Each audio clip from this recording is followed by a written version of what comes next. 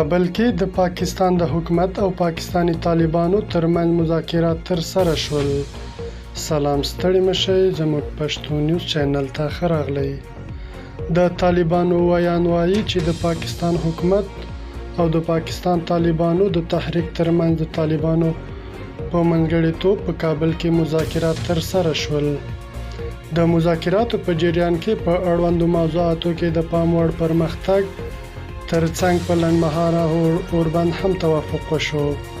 نوموړی زیاتوي د افغانستان د خیر غوښتنې په نیت کوښښ کوي چې د مذاکراتو سلسله په بریالي شکل پر مخ ولاړه شي او له دواړو طرفونو څخه د یو بل د زغملو انعطاف هیله کوي. مننه چې له موږ سره وئ. که زموږ ویډیو مو خوښ شوي زموږ چینل در سره سبسکرایب کړئ.